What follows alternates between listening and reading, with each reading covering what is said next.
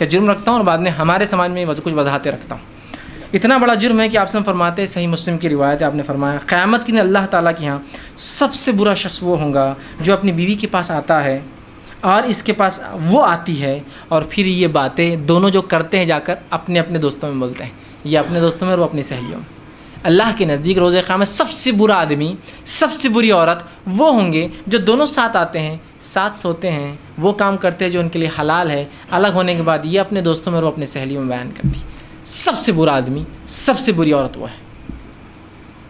لیکن آج تو ہمارے پاس بہرحال یہ ایک دم کامن فینومینا ہے، بلکہ ہمارے پاس ایک غلط فہمی تو یہ ہے کہ ولیمہ تب حلال ہوگا کہ اگر ہم بستری ہوئی تو وہ صبح جب ولیمے میں آتا دوست یا رشتہ دار بولتے حلال ہے کیا ولیمہ؟ اندازہ لگائیے بے شرمی اور بھائی کو شیطان نے کیسا لیگلائز کر دیا۔ رسول اللہ فرما رہے لعنت ہے، سب سے زیادہ برا انسان وہ ہے روز قیامت، سب سے برا وہ ہے، سب سے برا شخص، سب سے برا سمجھتے ہیں نا، سب سے برا، سب سے گھٹیا۔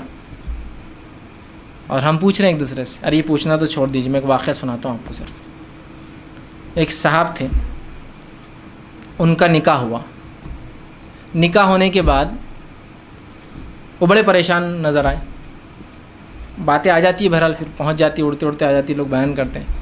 ہوا یہ کہ ان کے بیوی کے ذہن میں بھی یہ بات تھی کہ نکاح تب تک حلال، ولیمہ جب تک حلال نہیں ہوتا جب تک ہم بستری نہ ہوئی ہو۔ انہوں نے دوسرے دن اپنی والدہ کو شادی کے 1 مہینہ 2 مہینے بعد بول دی کہ جو تم نے کھائے تھے نا ہمارے ولیمے میں آ کے جب حرام تھا بولے ہو۔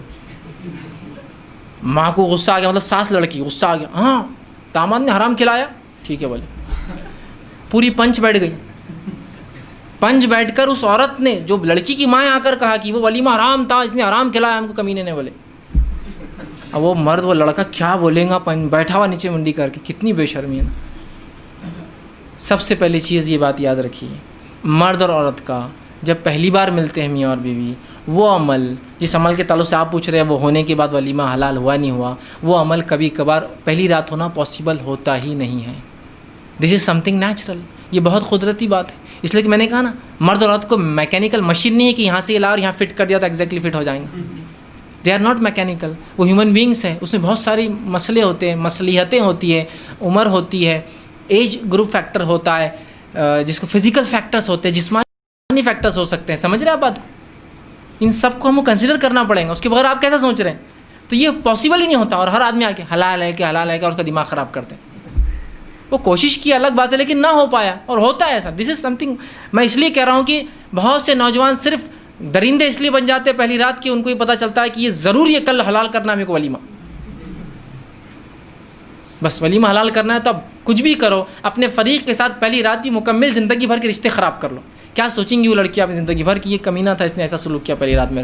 پاسبل نہیں ہے، تکلیفیں ہوتی ہے۔ میں بتا رہا ہوں نا آپ کو، ڈاکٹر دواخانے جانا پڑتا ہے، اس حد تک نوبتیں آ جاتی ہے۔ اس لیے کہ بس ولیمہ حلال کرنا ہے اپنے کو، ولیمہ حلال کرنا ہے اپنے کو، ٹھیک۔ تو میں کہتا ہوں ایسے لوگ جو سوال کرتے ہیں نا، ان کو نزدیک بنا، ادھر آئیے بولنا اور ایک زور سے کھینچ کے دینا، حلال ہے بولنا، جاؤ حلال ہے۔ کسی کو اور سوال ہے بولنا؟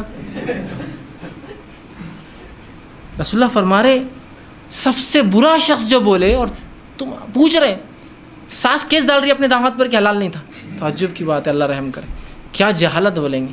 کبھی توحید اور شرک پر ایسا نہیں ہوا کہ یہ شرک مشرک ہے اس لیے اب کبھی پنج بٹھایا جائے، یہاں بٹھا رہے برابر۔ کیا عجیب بات ہے، کیا مطلب اس کے بارے میں غلط فہمیاں ہم میں پائی جا رہی ہیں، اندازہ لگائی۔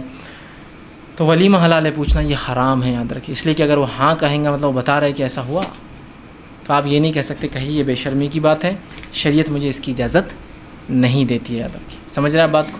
اور یہ کبھی طریقہ نہیں ہے، یہ صرف حرام کاریوں کو حلال طریقے سے، یا آپ کی کیے گئے عمل کو حرام طریقے سے، آپ کی نیوز خبروں کو کھینچنے کا طریقہ ہے۔ اللہ رب العزت